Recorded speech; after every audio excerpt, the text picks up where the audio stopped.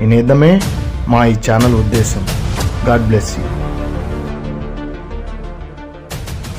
ఆకాశం బట్టి మీ నామం మేము కలుగుగాక. ప్రభా, రోజు మరింత బలమైన మీ ఆలోచన నింపబడుతున్నాయి.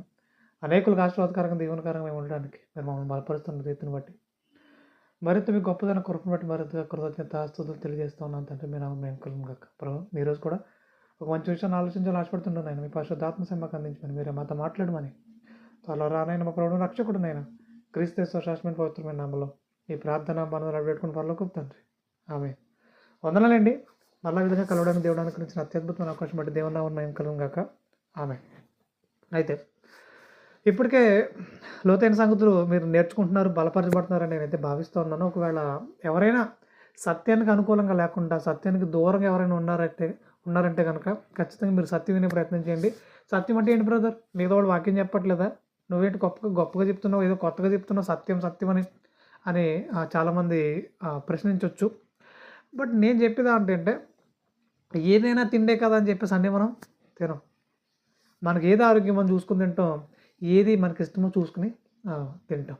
అలానే ఆరోగ్యకరమైన వాక్యం ఒకటి ఉంది, అనారోగ్యకరమైన వాక్యం ఒకటి ఉంది. దురద చెవులు గలవారే అని కొంతమంది గురించి రాయబడింది. మరి అలాంటి దురద చెవులు మీలో ఎవరికైనా ఉంటే కనుక మీరు ఏ బోధ పడితే అది బోధ వినొచ్చు. కానీ మీరు సత్య సంబంధులైతే, ఆరోగ్యాన్ని కోరుకుంటున్న వారైతే, ఆత్మీయ ఆరోగ్యాన్ని కోరుకుంటున్న వారైతే సత్యమే వినండి. ఎందుకంటే ఆ సత్యం మీ ఆత్మీయ ఆరోగ్యాన్ని మరింతగా పెంపొందిస్తుంది. అలా కాదండి, మాకు నచ్చిందల్లా మేము వింటాం, అన్ని రకాలుగా వింటాం, ఏది పడితే తింటాం, అంటే ఏది పడితే తింటాం అన్నట్టు ఉంటుంది. ఏది పడితే తింటే అది ఆరోగ్యం కాదు. ఇక క్రమక్రమంగా ఆరోగ్యం క్షీణించిపోయి మరణించే అవకాశం ఉంటుంది. ఇక ఆత్మీయంగా కూడా మనం మరణించే అవకాశం ఉంది. అది చాలా ప్రమాదకర పరిస్థితి. సో అలాంటి పరిస్థితులకు మనం ఎవరు వెళ్ళకూడదని వాక్యం బట్టి మీకు తెలియజేస్తున్నాను. నేను ఏది మాట్లాడినా సరే క్రైస్తవుల కోసమే నేను మాట్లాడుతున్నాను తప్ప బయట ఉన్న అన్ని జనుల గురించి అయితే నేను మాట్లాడను. నాకు మాట్లాడాల్సిన పని లేదు కదా. వాళ్ళ గురించి నాకెందుకు? వాళ్ళు ఇష్టం వచ్చినట్టు వాళ్ళు ఉంటారు, వాళ్ళకి నచ్చినట్టు వాళ్ళు బ్రతుకుతారు, ఎవరికి నచ్చినట్టు వాళ్ళు ఉంటారు. అది వాళ్ళ ఇష్టం కదా. ఎవరైతే నేను క్రీస్తు కోసం నమ్మకంగా నిలబడతానని ఆయనలోకి వచ్చి మరలా అంటే అన్ని జనుల్లా ప్రవర్తిస్తున్నారో, మరలా అన్ని జనులాగా ఇష్టం వచ్చినట్టుగా అడుగులు వేయాలనుకుంటున్నారు, వాళ్ళని సరిదిద్దే ప్రయత్నం చేయడం తప్ప, వాళ్ళందరినీ సరైన క్రమంలో నడిపించాలనే ఆలోచన తప్ప నాకు ఎవరి మీద ఎలాంటి ద్వేషం, ఎలాంటి కుట్ర లేనే లేదు, ఉండదు కూడా. ఎందుకంటే నిస్వార్థపూరితంగానే ఈ మాటలన్నీ నేను మీకు తెలియజేస్తున్నాను. నేను నేర్చుకున్న విషయాలనే మీకు తెలియజేస్తున్నాను. నేను ఏదో కొత్తగా మర్మాలు మీకు ఏమీ చెప్పట్లేదు. నేను నేర్చుకున్న విషయాలనే ఒక్కొక్కటిగా నా అనుభవాలతో క్రోడీకరించి మీతో మాట్లాడుతున్నాను. అంతే తప్ప నేనేదో మర్మాలు చెప్తున్నాను, మీ ప్రకటన గ్రంథం తెరవండి అని నేను చెప్పట్లేదు. నాకు రాదు కూడా. ప్రకటన గ్రంథంలోకి వెళ్ళిపోతాం, ఆ మర్మాలని చెప్పేద్దాం అని చెప్పేసి ఎక్కడి నుంచి ఎక్కడికో తీసుకెళ్ళిపోయి, అక్కడి నుంచి ఇంకో చోట తీసుకెళ్ళిపోయి గిరగర తిప్పేసి ఏమైందా అంటే ఆయాసం వచ్చింది తప్ప ఏం లేదు. ఈరోజు చాలామంది మర్మాలు చెప్పేద్దాం అంటున్నారు. ఏం చెప్తున్నారు ఆయన అంటే ఆయాసం తప్ప ఏం లేదు. ముఖ్యంగా ఎదుటి కూర్చున్న వాళ్ళ హృదయాల్లో సత్యాన్ని నింపు అనగా వాక్యం నింపి దేవుడు మనల్ని ఎలా ఆదరిస్తాడు, దేవుడు మనల్ని ఎలా బలపరుస్తాడు, మనం రోజు బలంగా తయారవ్వాల్సిన మనం దిగజారిపోతున్నామా, అసలు ఎలా ఉన్నాం, నిలబడి ఉన్నామా, పడిపోయి ఉంటే ఎలా నిలబడాలి, నిలబడి ఉంటే ఇంకా పడిపోకుండా ఎలా చూసుకోవాలి, ఇదే చెప్పాలి. ఇదే శ్రేష్టమైన వాక్యం, ఇదే చెప్పాలి. అనేక మంది కుటుంబాలను కట్టాలి. ఇలా కాకుండా నేను ప్రకటన గ్రంథంలోకి వెళ్ళిపోతాను, ఇంకో దాంట్లోకి వెళ్ళిపోతాను, మర్మాలు చెప్పేస్తానంటే ఉపయోగం ఏంటి? సరే మర్మాలు తెలుసుకున్నారు, ఏంటి ఉపయోగం లేదు. ముఖ్యంగా వాళ్ళ ఆత్మీయ జీవితాలు కట్టుబడే విధంగానే ఏది చెప్పినా, ఒకవేళ ప్రకటన గ్రంథంలోకి వెళ్ళి తీసుకెళ్ళి మాట్లాడినా వాళ్ళ ఆత్మీయ జీవితం కట్టుబడగలేలా ఉంటే మాట్లాడదాం. అది ఏదైనా సరే ఆత్మీయ జీవితానికి సంబంధం లేకుండా నేను ఏదో చెప్తానంటే ఇంత వందల మంది మన కళ్ళ ముందు ఉండి ఏదో నేర్చుకోవడానికి కూర్చున్నారు. కానీ ఆశగా కూర్చున్న వాళ్ళ హృదయాల్ని ఏదో విషయాలు చెప్పేసి ఇక్కడ చెప్పేసి అక్కడి నుంచి చెప్తున్నాడు, ఈ వచ్చినాడు పరిగెట్టించేసి ఆయాసం వచ్చేసిన తర్వాత వెళ్ళిపోయి ఇంటికంటే ఏం నేర్చుకుంటున్నారు వాడు వచ్చి అంత ఖర్చు పెట్టి వచ్చి సంఘంలో కూర్చుని ఏం నేర్చుకున్నారంటే ఏం నేర్చుకోలే. ఏదో మనకు గతిలేక అన్నట్టు వాళ్ళు అనుకుంటారు. వాళ్ళ లోపల ముఖ్యంగా గ్రౌండ్ లెవెల్లో ఆలోచించాలి. అలా ఆలోచించినప్పుడు వీళ్ళ ఆలోచన విధానం ఎలానే ఉంది. వాళ్ళకి మనకు గతిలేక అనే మాటలు నేను చాలాసార్లు విన్నాను కూడా. అంటే ఎందుకు వస్తున్నాయి ఇలా మాటలు? వాళ్ళు ఏదో వాక్యంతో ఆదరించబడదామని కూర్చుంటారు వాక్యం ముందు, వీళ్ళేమో మర్మాలు చెప్పేస్తానంటారు. అసలు ఒకదానికొకటి పొంతన ఉందా? పొంతం లేదు. ఇక్కడ కావాల్సింది మర్మాలు కాదు, మర్మలు కాదు, వాక్యం. వాక్యంతో కూడిన ఆదరణ, దేవుని యొక్క మాటలతో కూడిన ఆదరణ మనం ఇవ్వగలగాలి, వారిని బలపరచగలగాలి. అయితే ఈరోజున చాలామంది మేము దేవుని కోసం బలంగా బ్రతికేస్తాం, బలంగా కొనసాగిపోతాం అని బలమైన నినాదం తీసుకుని ముందుకు కొనసాగు.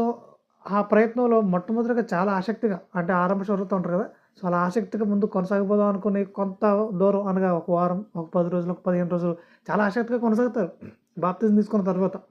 అంటే ఇంకా చాలామంది ఆలోచన ఏంటంటే, కొనసాగే వారి గురించి కాదు కానీ చాలామంది ఆలోచన విధానం ఏంటంటే, బాప్తిజం తీసుకున్న తర్వాత ఇంకా చాలు, ఇప్పటికి మనం చాలా ఎక్కువ చేసేసాం, బాప్తిజం తీసుకున్న తర్వాత ఇంక మనం ఏం చేయక్కర్లేదు, గ్యారంటీగా మనం పరలోకం వెళ్ళిపోతాం అనే పందాలు చాలా ఆ భ్రమలో చాలామంది కొనసాగుతున్నారు. ఇది సాతాను కలిగించే భ్రమ. మీరు ఆ భ్రమలో ఉంటే కనుక బయటకు వచ్చేయండి. ఎందుకంటే బాప్తిజం తీసుకోవడం అనేది ఒక మెట్టు ఎక్కినట్టు, పరలోకానికి ఒక మెట్టు ఎక్కినట్టు. ఇంకా చాలా మెట్లు ఉన్నాయి, చాలా మెట్లు ఉన్నాయి. అవన్నీ ఒక్కొక్కటి ఎక్కుకుంటూ వెళ్ళాలి. అదే తప్ప నేను మొదటి మెట్టు ఎక్కేసాను, పరలోకం వెళ్ళిపోయాను అనుకుంటే కుదరదు. ఒకవేళ అలాంటి భ్రమలో ఎవరైనా ఉంటే కనుక ఖచ్చితంగా మేలుకోండి, మెలకువలోకి రండి. బాప్తిజం అనేది మొదటి మెట్టు. బాప్తిజం తీసుకున్న తర్వాత చాలామంది బలమైన నినాదాలు తీసుకుంటారు, బలమైన నిర్ణయాలు తీసుకుంటారు. అలా నిర్ణయాలు తీసుకున్న తర్వాత ఆరంభ శోధన అన్నట్టుగా కొంతకాలం కొనసాగుతారు. 10 రోజులు, 15 రోజులు, ఒక నెల, ఒక 2 నెలలు కొనసాగుతారు.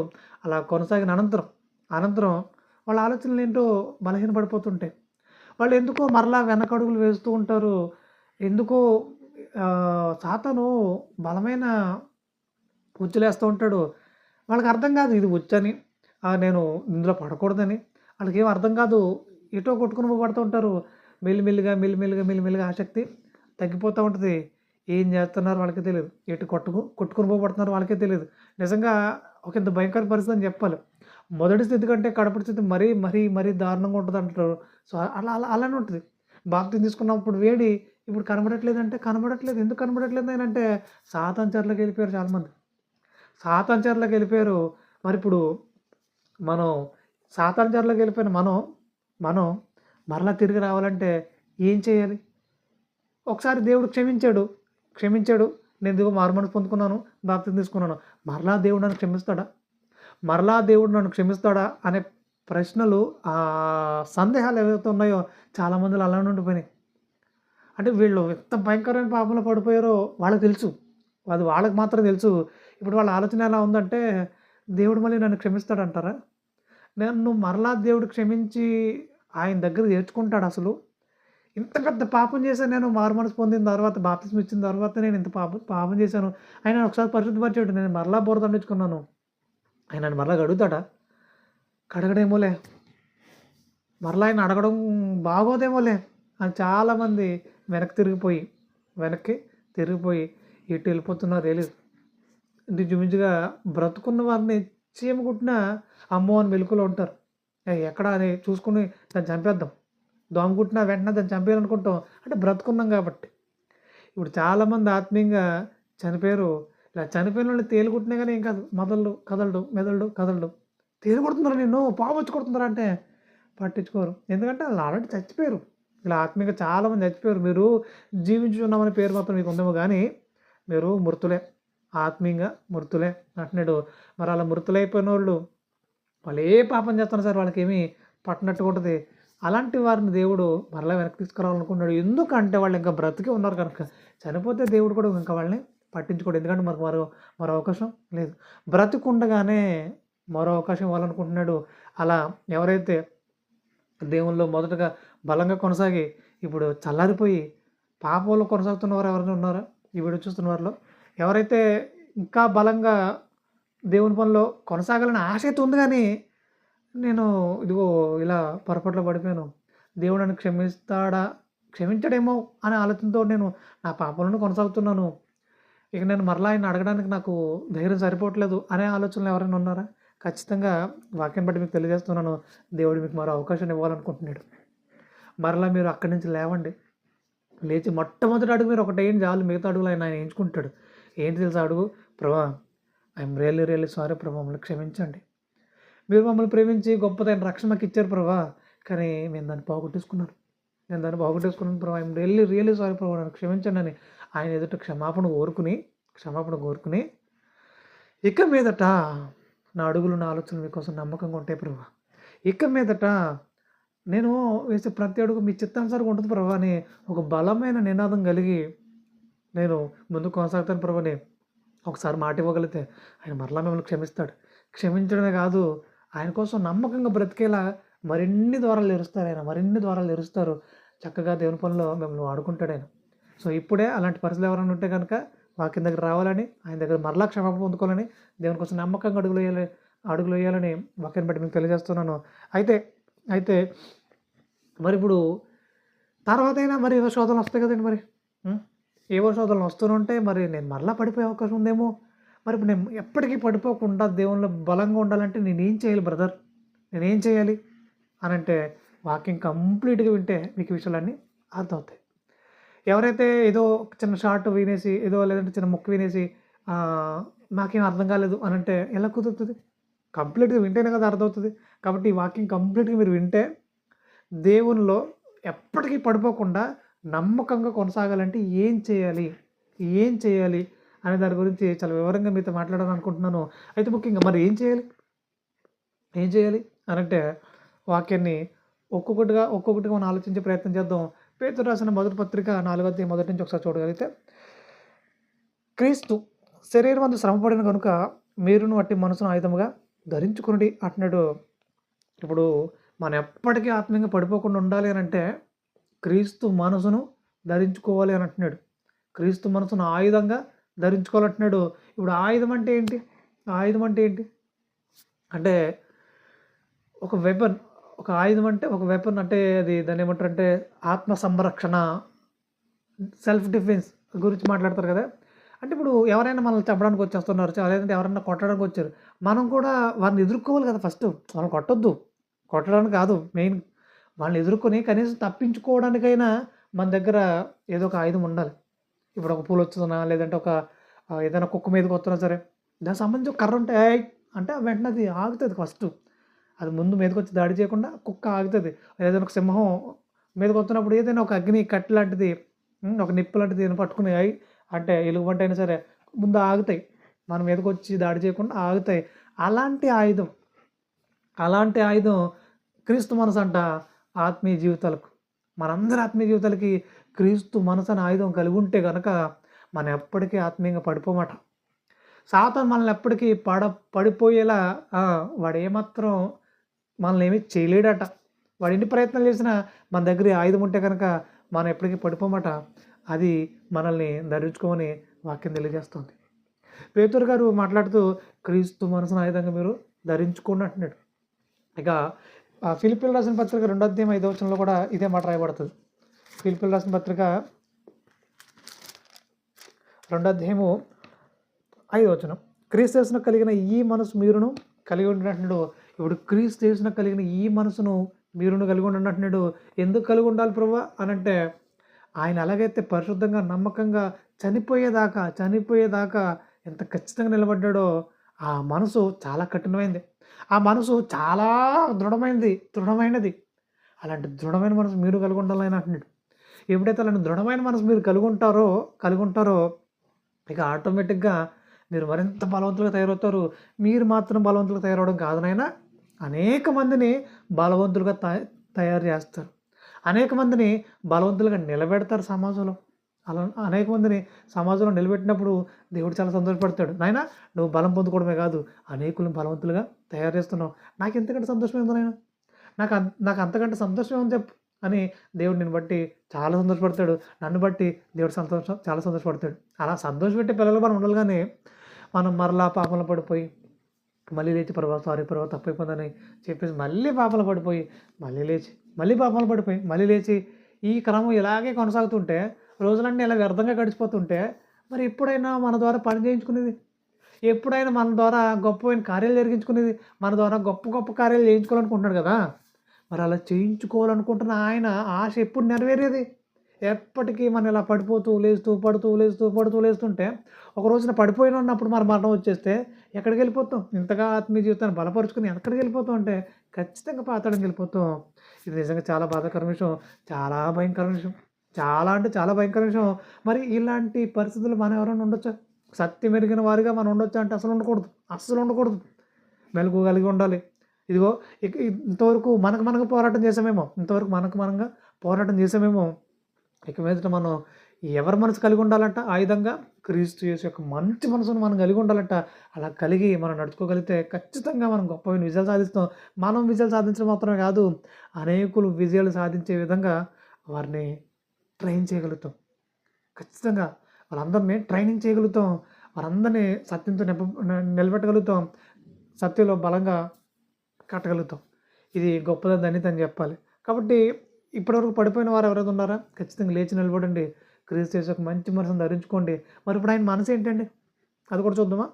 ఆయన మనసు ఏంటి అని అంటే, ఆయన లేచిన దగ్గర నుంచి నిద్రపోయేదాకా కూడా ఏం చేశాడు ఆయన అని ఒకసారి మనం పరిశీలించగలిగితే, తెల్లవారుజామునే లేచేవాడట ఆయన. బైబిల్లో రాయబడింది లోకసువార్తలో, తెల్లవారుజామునే లేచేవాడంట. అంటే పెందల కడనే లేచి అని అంటది. అంటే పెందల కడనే లేచి ఏం చేసేవాడు ఆయన? ప్రార్థన చేసేవాడట. రాత్రంతా ప్రార్థన, ఆల్రెడీ రాత్రంతా ప్రార్థన కంప్లీట్ చేసేవారు. ఇక తెల్లారు లేవడమే అప్పటికే జనాలందరూ వచ్చేవారట ఆయన దగ్గరికి. ఇక బోధించడం ప్రారంభించేవారట. రాత్రంతా ప్రార్థన చేసి మళ్ళీ తెల్లారగట్ల లేచి మళ్ళీ బోధించడం ప్రారంభించేవారట. అంటే పొద్దున్నే బోధ జరిగిస్తున్నారు ఆయన. రాత్రంతా ప్రార్థనలు కలుపుతున్నారు. పగలంతా ప్రభువు పనిలో అనగా తండ్రి పనిలో నమ్మకంగా కొనసాగుతున్నారు ఆయన. మనం కూడా మరి వాక్యం ప్రకటించాలండి అని అంటే, వాక్యం ప్రకటిస్తున్నారు ఎవరైతే ఉన్నారో, సత్యం చెప్తున్నారు ఎవరైతే ఉన్నారో, మొట్టమొదటిగా మన హృదయాల్ని వాక్యంతో నింపుకోవాలి. అంటే లేవగానే చాలామంది ఫోన్ ఆన్ చేస్తారు. ఫోన్ ఆన్ చేసి వాట్సాప్ స్టేటస్లు, తర్వాత ఇన్స్టాగ్రామ్ స్టేటస్లు, యూట్యూబ్, ఫేస్బుక్, టిక్టాక్, షేర్ చాటు, ఇంకేవైతే ఉన్నాయో ప్లాట్ఫామ్స్, థ్రెడ్స్, ఇంకా రకరకాల ప్లాట్ఫామ్స్ ఉన్నాయి, ట్విట్టర్ అని రకరకాలు ఉన్నాయి. సో వాటన్నిటిని చూసేసుకుని, వీళ్ళకి ఎవరికి మెసేజ్లను చూసేసుకుని, ముందు ఇవన్నీ అయిపోయింది అనుకున్నదానికి సరే ఓకే, మనకేం మెసేజ్లు ఎవరో పెట్టలేదులే, మనకెవరో బ్యాడ్ కామెంట్లు పెట్టలేదులే, సర్లే ఓకే అనుకునేసరికి 1.5-2 గంటలు టైం గడిచిపోతుంది. తెల్లారి లేచిన తర్వాత 2 గంటల టైం దీనికి సరిపోతుంది. ముఖ్యంగా అన్ని జనులు ఎవరు ఇలా సమయాన్ని వ్యర్థపరుచుకున్నారంటే ఓకే, మనకు సంబంధం లేని విషయం అది. కానీ క్రైస్తవులుగా మన సమయాన్ని సంపూర్ణ సద్వినియోగం చేసుకుని ఉండాలి. అంటే ఈరోజు లేవగానే ఒక మంచి వాక్యం వినాలని రాత్రి ఒక బలమైన నిర్ణయం తీసుకుని, ప్రార్థనలో దాన్ని జ్ఞాపకం చేసుకుని ఒక మంచి వాక్యం డౌన్లోడ్ పెట్టేసుకుని, మళ్ళీ యూట్యూబ్లోకి వెళ్ళి, ఆ తర్వాత మళ్ళీ ఇన్స్టాగ్రామ్లోకి వెళ్ళి ఇలా కాదు, రాత్రి డౌన్లోడ్ పెట్టేసుకుని చక్కగా లేవగానే ఒక మంచి ప్రసంగం వినేలాగా, లేవగానే చక్కగా ప్రార్థన చేసుకుని ఒక మంచి ప్రసంగం వినేలాగా, పొద్దున్నే స్వచ్ఛమైన గాలి పీల్చుకుంటూ, దేవుడిచ్చిన ఆ ప్రకృతిని ఆస్వాదిస్తూ చక్కగా లోతైన శ్రేష్టమైన సంగతులు విని ఆ రోజును ప్రారంభించగలిగితే ఎంత అద్భుతంగా ఉంటుంది. అప్పుడు ఆయన మనసు మనలోనికి వచ్చేస్తుంది. అలాగే ఆ వాక్యం అయిపోయిన తర్వాత చక్కగా 2 అధ్యాయులు 3 అధ్యాయులు బైబిల్ చదువుకుని, అందులో లోతైన ఆ వాక్యాన్ని పరిశీలించి, ప్రభా ఇగో ఈ విషయంలో ఇలా జరిగింది, ఇగో నేను అలాంటి పొరపాటు చేయకూడదు, సో ఈ విషయంలో ఆయన ఇంత గొప్పగా నిలబడ్డాడు, నేను కూడా బలంగా నిలబడాలి ప్రభా అని ఒక బలమైన నిర్ణయాలు తీసుకుంటూ, అలా ప్రతిరోజు ఆయన సహవాసం ఉన్నప్పుడు ఆయన మనసును మనం మరింత బలంగా ధరించుకోవడానికి అవకాశం ఉంటుంది. లేచి లేవగానే ఫోన్ అట్టుకుని అటు ఇటు తిరుగుతూ, ఇంకోటి వెళ్తూ, అటు వెళ్తూ ఇంకేముంటుంది చెప్పండి. ఇంకెప్పటికీ మనం యేసుక్రీస్తు వారి మనసును ధరించుకోలేము. ఇక తర్వాత నెక్స్ట్ ఏం తెలుసా, కంప్లీట్గా సాతాను సంబంధంగా మారిపోతాం. వరకు పడిపోవడమా, ఇంక మళ్ళీ లేవడం ఉండదు. ఇంకా అంత భయంకర పరిస్థితికి వెళ్ళిపోతాం. అమ్మో, అది మనం ఫేస్ చేయకూడదు. అలాంటి పరిస్థితులు మనం ఎవరు వెళ్ళకూడదు. క్రీస్తు కుమారులు అంటే ఆయన పిల్లలుగా ఆయనలా ఉండాలి. ఇప్పుడు ఎవరి కుటుంబాలైనా సరే తమ పిల్లలు తమకంటే గొప్పవారుగా ఉండాలని కోరుకుంటారు. యేసుక్రీస్తు వారు కూడా అదే చెప్పారు, నాకంటే గొప్ప క్రియలు మీరు చేయాలంటున్నాడు. ఆయన చనిపోయిన తర్వాత వెళ్ళిపోతూ ఆయన మాట్లాడిన మాటలు ఇవే, నాకంటే గొప్ప క్రియలు మీరు చేయాలంటున్నాడు. అంటే ఆయన ఎక్కడో కూడా ఆయన హెచ్చించుకోవట్లే, నాకంటే మీరు గొప్పగా బ్రతకాలి, నాకంటే గొప్ప క్రియలు చేయాలి మీరు అంటున్నాడు. నిజంగా ఎంత అద్భుతం. అంటే ఆయనకంటే గొప్ప క్రియలు చేయగలరా? చేయలేరు. కానీ ఆయన కోరుకుంటున్న విధానాలు ఉంది. నాకంటే మీరు గొప్ప క్రియలు జరిగించాలి, అనేక మందిని సత్యంలో నడిపించాలి, నేను కేవలం ఇగో ఈ దేశం మట్టిగా నేను తిరగలుగుతున్నాను, కానీ మీరు దేశాంతరాలు వెళ్ళాలి, అనేక మందికి సువార్తను ప్రకటించాలి. ఒకవేళ మీరు ప్రకటించే పరిస్థితుల్లో లేరా, అలా ప్రకటిస్తున్న వారు ఎవరైతే ఉన్నారో వాళ్ళందరూ సహకారంగా నిలబడాలి. ప్రతిరోజు వాక్యం వినాలి. ప్రతిరోజు వాక్యంలో బలపరచబడాలి. సత్యం మరింతగా అనేకులకి చేరే విధంగా ఏ విధంగా మనం ఫేస్‌బుక్‌లో కానివ్వండి, యూట్యూబ్‌లో కానివ్వండి, ఇంకా రకరకాల ప్లాట్‌ఫామ్స్ ఉన్నాయి. వాటన్నిటిని షేర్ చేస్తూ అనేక మందికి అందించే ప్రయత్నం చేయాలి. మాట్లాడగలిగితే ఖచ్చితంగా మాట్లాడాలి. అనేక మందిని వాక్యంలో నిలబెట్టే ప్రయత్నం చేయాలి. ఇది కదా క్రీస్తు మనసు అంటే. ఇలాంటి క్రీస్తు మనసు కలిగి ఉన్నప్పుడు ఇలాంటి పనిలో మనం ప్రతిరోజు పనిలో ఆ పని కూడా మనకు ఒక పని అయిపోయినప్పుడు స్నానం చేయడం, అన్నం తినడం, ఆ! ఇంకేవైతే మన పర్సనల్ వర్క్స్ ఉన్నాయో వాటన్నిటితో పాటు ఇది కూడా ఒక భాగమైపోతే, నేను వాక్యం వినలేదు అంటే నాకు అన్నం తినలేదు అన్నంత ఫీలింగ్ రావాలి. ఆ! నేను వాక్యం చదవలేదు చాలా బాధ కలగాలి. ఏం కాదులే రేపు చూద్దాం అంటే దేవుడు దానికి ఆమోదించాలి. అంటే ఆయన మనసు నీలోనికి వస్తున్నట్టు కాదు. ఏ విషయంలోనైనా అశ్రద్ధ అవ్వచ్చు. ఒకవేళ అన్నం తినడం లేట్ అయిపోయినా పర్వాలేదు. వాక్యం చదవడానికి లేట్ అవ్వకూడదు. స్నానం చేయలేకపోయినా ఆ రోజుకి ఏమో కుదరలేదు అనుకోవచ్చు. కానీ వాక్యం వినడం, వాక్యం చదవడం, ప్రార్థన చేసుకోవడం కుదరలేదనే మాట మన జీవితంలో రాకూడదు. నేను ఎందుకు ఇంత బలంగా చెప్తున్నానంటే మరలా పడిపోకుండా ఉండాలంటే ఇదిగో ఇలాంటి యేసుక్రీస్తు వారి యొక్క మనసును మనం బలంగా ధరించుకున్నప్పుడే జరుగుతుంది ఇదంతా. జరుగుతుంది. లేదంటే జరగదు. అస్సలు జరగదు. కాబట్టి దీన్ని దృష్టిలో పెట్టుకోవాలి. ముఖ్యంగా మీరందరూ వాక్యానికి లోబడతారని కొంచెం గట్టిగా, కఠినంగా మాట్లాడుతున్నాం తప్ప లేదండి మీ మాటలు మాకు నచ్చలేదంటే వెంటనే స్కిప్ చేసి మీరు వెళ్ళిపోవచ్చు కూడా. ఆ ఆప్షన్ కూడా మీ దగ్గర ఉంది. కానీ ఒకటి నేను చెప్పేది ఏంటంటే మీరందరూ నా సహోదరులు మిమ్మల్ని ప్రేమించి కొంచెం కఠినంగానే మాట్లాడుతున్నాను. మీరు అపార్థం చేసుకోకుండా బలంగా సత్యంలో నిలబడే ప్రయత్నం చేయండి. ఒక తమ్ముడు నాకు ఫోన్ చేశాడు. ఫోన్ చేసి అన్నా నేను అలా చేద్దాం, ఇలా చేద్దాం, అలా చేద్దాం అని అనుకుంటున్నాను అన్నాడు. తమ్ముడు నువ్వు ఏదైనా చెయ్యి. కానీ ప్రతిరోజు వాక్యం వినకుండా, ప్రతిరోజు బైబిల్ చదవకుండా, ప్రతిరోజు ప్రార్థన చేయకుండా, ఈ 3 లేకుండా నువ్వేం చేసినా అది వేస్ట్. దేవుడు సంతోషపడ్డా ఆయన. ప్రతిరోజు అన్నం తినకుండా, ప్రతిరోజు స్నానం చేయకుండా, నేను కలెక్టర్కి చదువుతున్నాను, కలెక్టర్ అవుతాను అని అంటే నాయనా ముందు తిను, ఫస్ట్ తిను, బలంగా తిను. ఆ తర్వాత శుభ్రంగా స్నానం చేసి శుభ్రంగా ఉండు, నీట్గా ఉండు. ఆ తర్వాత చదువు ఏదైనా మిగతా చూద్దాం. నువ్వు ఉన్నంతలో బలంగా తిను, నువ్వు ముందు ఆరోగ్యంగా ఉండు. ఆ తర్వాత శుభ్రంగా ఉండు, స్నానం చేసి చక్కగా నీట్గా ఉండు. ఆ తర్వాత చదివితే చదువు, లేదంటే లేదు, నీ ఇష్టం. చక్కగా చదువుకో, మంచి ఉద్యోగం కొట్టు. కానీ ఒకటి ఏంటంటే ముందు కలిగి ఉండాల్సినవి అంటాం కదా భౌతికంగా, అలాగే చెప్పాను నేను కూడా. కానీ ఆ తమ్ముడికి నచ్చట్లేదు మరేంటో. సరే ఇప్పుడు నచ్చినా నచ్చకపోయినా ఇవి చేస్తేనే దేవుడు సంతోషపడతాడు. ఆ తర్వాత ఏం చేసినా దేవుడు దాన్ని బట్టి సంతోషపడతాడు తప్ప ఇవి చేయకుండా నేను అది చేసేస్తానంటే చాలామంది వాక్యం వినరు కానీ షేర్ చేస్తారు. చాలామంది వాక్యం చదవరు కానీ చదవమని చెప్తారు. చాలామంది ప్రార్థన అంతగా చేయరు కానీ నా గురించి ప్రార్థన చేయండి, వాళ్ళ గురించి ప్రార్థన చేయండి, వీళ్ళ గురించి ప్రార్థన చేయండి అని ప్రార్థన రిక్వెస్ట్ మట్టుకు ఇచ్చేస్తారు చేసేవాళ్ళకి. అంటే మనం చేయకుండా ఎదుటివరకు చెప్తా ఉంటే అసలు నిజంగా మనసాక్షి ఎలా ఒప్పుకుంటుంది?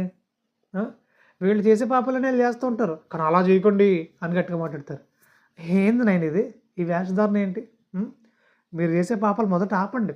ఆపి వాక్యంలోకి రండి. ప్రతిరోజు వాక్యం వినండి. ప్రతిరోజు వాక్యంలో బలపడండి. ఆ తర్వాత మాట్లాడండి, బాగుంటుంది. అంత తప్ప మీరు చేసే పాపాలు అలా చేసుకుంటూ వెళ్ళిపోయి మీరు అలా చేయకండి అంటే భలే ఉంది కదా. ఒక డాక్టర్ సిగరెట్ కాల్చుకుంటూ నువ్వు సిగరెట్ కాల్చకూడదు, ఆరోగ్యం పాడైపోద్ది అంటే ఎలా ఉంటుంది? ఒరే నాయన నువ్వు ఆల్రెడీ సిగరెట్ కాలుతున్నావు, నాకు సిగరెట్ కాల్చకూడదు అంటున్నావు అంటే ఏమని అంటే నేను కాల్చిన దాన్ని తెలుసుకున్నాను దీనివల్ల అనారోగ్యం అవుతుందని అని అనడానికి నువ్వు అసలు మాట్లాడకు నాయన, నువ్వు అసలు మాట్లాడుకో, నువ్వు అసలు ఏం చెప్పుకో, నేను వినాలనుకోవట్లేదు, అసలు నువ్వు వెళ్ళిపో అని చెప్తాం కదా. అలాగే చాలామంది క్రైస్తవులు ఎలా తయారయ్యారంటే వాళ్ళు చేసే పప్పులు అది చేస్తూ ఉన్నారు. వాక్యం చదవట్లా, వాక్యం వినట్లా, వాళ్ళు ఏం చేయట్లా కానీ చేయమని చెప్తున్నారు. వాళ్ళు చేసే పాపాలు చేస్తారు కానీ మీరు చేయొద్దు అంటున్నాడు. అమ్మో ఇది ఇంకా భయంకరమైన వేషధారణ అని చెప్పాలి. సో అలాంటి వేషధారణ ఇంకెవరైనా మీలో ఎవరైనా ఉంటే కనుక ఖచ్చితంగా సరిదిద్దుకునే ప్రయత్నం చేయండి. అమ్మో చాలా భయంకరం వ్యాధి, సాతాను బలంగా పట్టేసాడు అనమాట మిమ్మల్ని. వెంటనే వాడిని బయటకు తోసే ప్రయత్నం చేయండి, లేదంటే పాతాళమే, ఖచ్చితంగా పాతాళంకి వెళ్ళిపోతారు. నేను ఇలా చెప్తున్నానని ఏదో కోపం రావచ్చు, మీరు కోపం వచ్చినా ఏమొచ్చినా నేను గట్టిగా చెప్పేది ఇదే, వాక్యాన్ని బట్టి ప్రతిరోజు మీరు బలంగా ఉండాలి. ఆ తర్వాత ఎవరినైనా బలపరిచే ప్రయత్నం చేద్దాం. డన్. ఓకేనా? తర్వాత మనం మిగతా విషయంలోకి వెళ్ళిపోదాం. ఆ,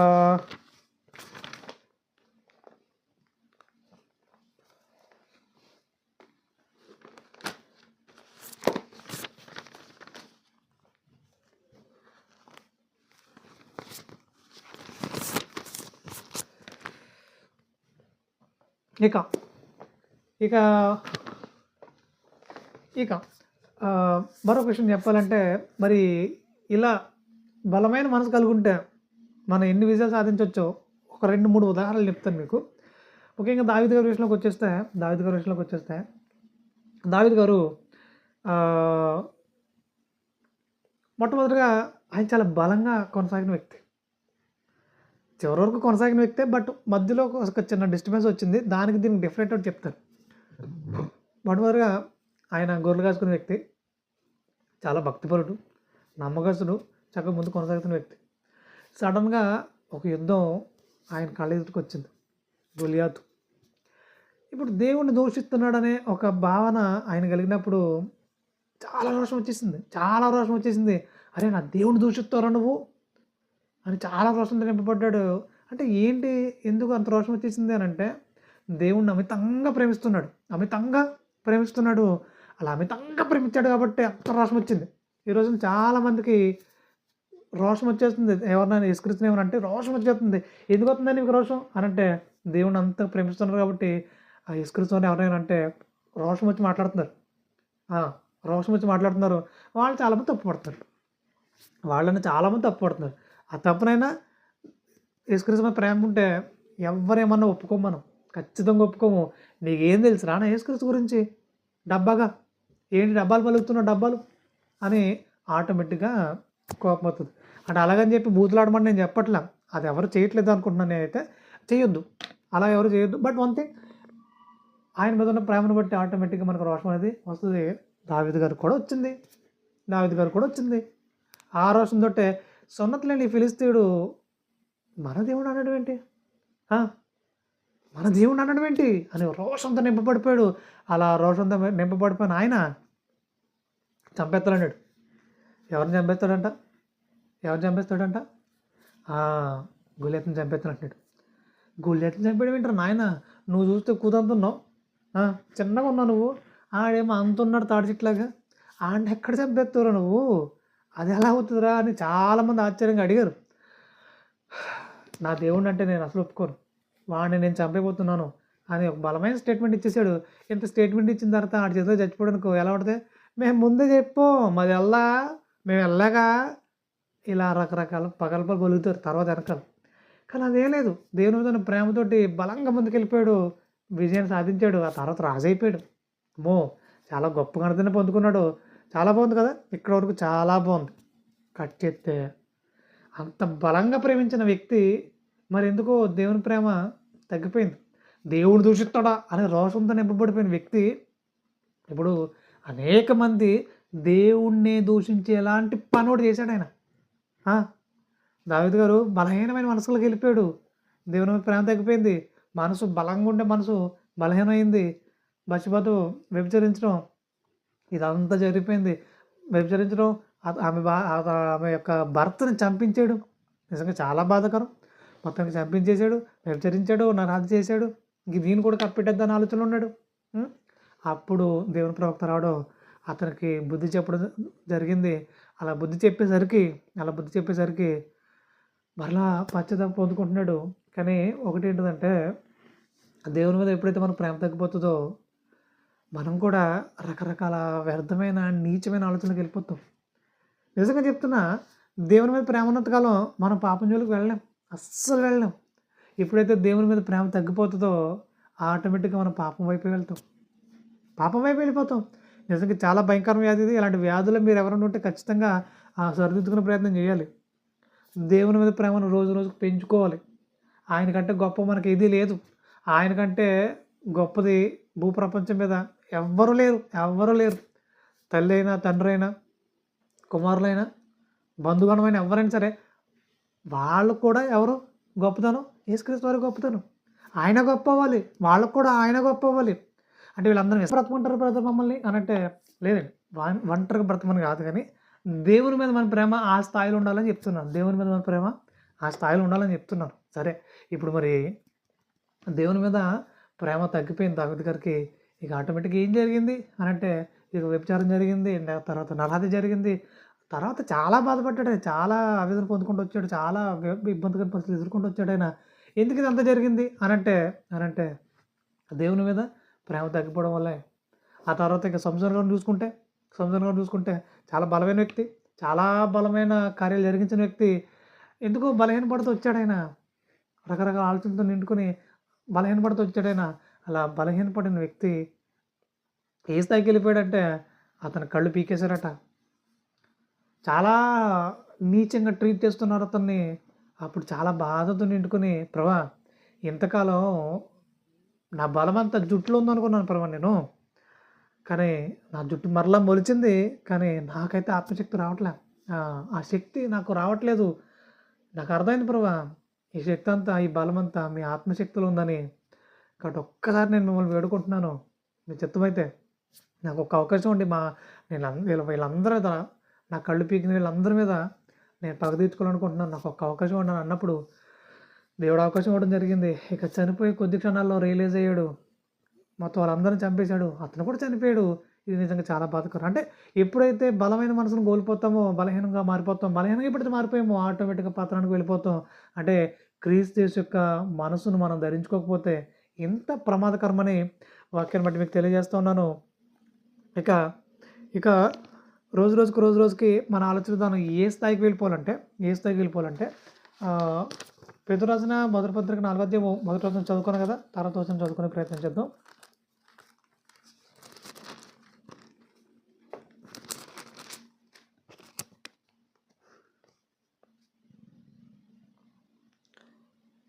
శరీర విషయంలో శ్రమపడిన వాడు శరీరమందు జీవించి మిగిలిన కాలము ఇక మీదట మనుజాతులను అనుసరించి నడుచుకొనక దేవుని ఇష్టానుసారము నడుచుకున్నట్లు పాపంతో జోలి ఇక ఏమీ లేకుండును అంటున్నాడు. అంటే ఇక ఏమీ ఉండదంట వాడి జీవితంలో. ఎందుకంటే వాడు దేవుని ఇష్టానికి చోటిచ్చేసాడు. దేవుని ఇష్టమే నా ఇష్టం, ఆయన చిత్తమే నా చిత్తం అని బలమైన నిర్ణయం తీసుకొని ఉన్నాడేమో. ఇంక వాడు ఎవడి మాట వినడు. దేవుని చిత్తమే నా చిత్తం, ఆయన ఎలా నచ్చితే అలా నేను ఉంటాను, ఆయనకి ఎలా అనుకూలంగా ఉంటే నేను అలానే ఉంటానని బలమైన నిర్ణయం తీసుకున్నాడు. ఆయన మనసును ధరించేసుకున్నాడేమో. ఇక మీదట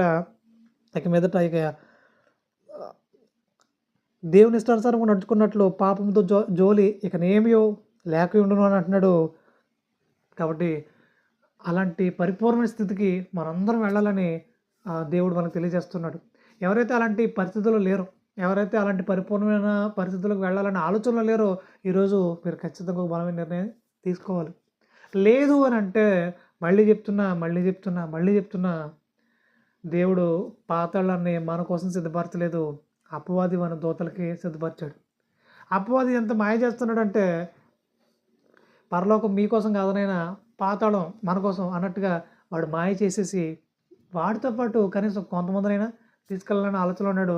మరి వాడి మాయాజాలను వెళ్ళిపోయి మన కోసం సిద్ధపరచబడని పాతాళంకి వెళ్ళిపోవడం వల్ల మనకేంటి ఉపయోగం, మనకేంటి ప్రయోజనం? కాబట్టి ప్రియమైన వాళ్ళారా, మేలుకొని దేవుని కోసం నమ్మకంగా అడుగులేసే ప్రయత్నం చేయాలి. దేవుని పనులు మరింత నమ్మకంగా కొనసాగే ప్రయత్నం చేయాలి. అంతేగాని ఇంకా ఎలా పడిపోదామా, ఇంకా ఎలా చెడిపోదామా అన్నట్టుంటే దేవుడు చాలా అంటే చాలా బాధపడతాడు. ఆయన బాధపెట్టే పిల్లలుగా మనెవ్వరు ఉండకూడదు. ఇక తర్వాత ఫైనల్గా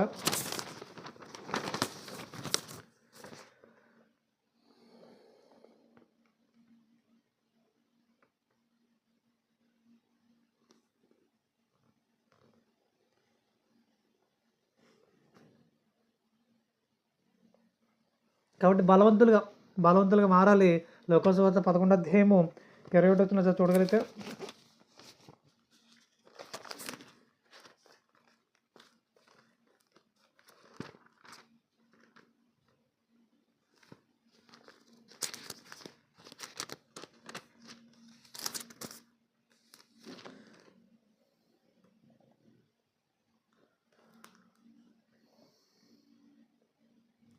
బలవంతుడు ఆయుధములు ధరించుకుని తన ఆవరణ మనం కాచుకున్నప్పుడు అతని సొత్తు భద్రంగా ఉండును. ఎప్పుడైతే మనం బలవంతులుగా ఉండి ఆయుధాలు ధరించుకుని చక్కగా మన ఆత్మీయ జీవితం కాపాడుకుంటామో ఆటోమేటిక్గా మన పరిసరాలన్నీ చాలా సంరక్షణగా ఉంటాయి. మన చుట్టూ ఉన్నవారిని కూడా సత్యంలో నిలబెట్టగలుగుతాం, వారిని కూడా బలవంతులుగా తీర్చిదిద్దగలుగుతాం. మనమే బలహీనంగా ఏడిస్తే, మనమే బలహీనంగా తయారైపోతే ఇక మనల్ని ఎవరు కాపాడతారు? మనమే అనేక మందిని కాపాడి బలవంతులుగా సంరక్షకులుగా మనం ఉండాలని దేవుడు కోరుకుంటుంటే మనమే బలహీనంగా మారిపోతే ఎలా కుదురుతుంది? కాబట్టి పరిమాణ ద్వారా రోజు రోజుకి మనలో మార్పు రావాలి, బలవంతులుగా తయారవ్వాలి. అనేకులకు ఆశీర్వాదకరంగా, అనేకులకు దీవెనకరంగా మన ప్రతి అడుగు ఉండాలి. అనేకుల్ని సత్సంబంధులుగా తీర్చిదిద్దే బలమైన పనివారికి మనం ఉండాలి. అలాంటి ఆసక్తి, అలాంటి ప్రేమ, అలాంటి శ్రద్ధ మనలో రోజు రోజుకి నిండుకోవాలి. అలాంటి ఖచ్చితత్వంతో కూడిన మంచి మనసాక్షిని దేవుడు మన అందరికీ అనుగ్రహించాలని వాక్యం బట్టి మీకు తెలియజేస్తున్నాను. ఒకవేళ అలాంటి పరిస్థితులు ఎవరైనా లేరా, ఈరోజు దాన్ని సరిదిద్దుకుని చక్కగా నమ్మకంగా ముందు కొనసాగే ప్రయత్నం చేయాలని వాక్యం బట్టి మీకు తెలియజేస్తూ నా మాటలు ముగిస్తూ ఉన్నాను. ప్రార్థన చేసుకుందాం. పరిశుద్ధమైన తండ్రి, ఈ విధంగా మీ పనులతో చక్కగా మాట్లాడడానికి నాయన మీ పరిశుద్ధాత్మ సమ్మకు అందించారు నాయన. నాన్నయ్య, మీ పిల్లలు ఎవరైతే ఇంకా బలహీనమైన మనసాక్షి కలిగి ఉన్నారో నాయన, వారందరూ ఈరోజు సరిదిద్దబడాలని, అనేకులకు ఆశీర్వాదకరంగా దీవెనకరంగా ప్రతి ఒక్కరు కట్టుబడాలని, ప్రతి ఒక్కరు బలవంతులుగా మారాలని, బలమైన ఆయుధాలు ధరించుకున్నాయన, ముఖ్యంగా క్రీస్తు యేసును మంచి సైనికులుగా మేమందరం కొనసాగడానికి, ఘనమైన విజయాలు సాధించడానికి, అనేకుల్ని బలవంతులుగా తీర్చిదిద్దడానికి మీ బలమైన కృపను మీ పరిశుద్ధాత్మ సమ్మకు అందించమని వేడుకుంటూ ప్రాధాన్యపడుతూ సహాయాన్ని అర్థించమని వేడుకుంటూ త్వరలో రానైన మా ప్రభువు రక్షకుడు నేను క్రీస్తు రాష్ట్రమైన పవిత్రమైన నామంలో ఈ ప్రార్థన మనం వేడుకుని పరలోకపు తండ్రి, ఆమేన్. వందనాలండి. Thank you so much. ప్రియ స్నేహితులారా, సమాజంలోని మనుషులు రకరకాల వాటి కొరకు పరుగులు తీస్తున్నారు.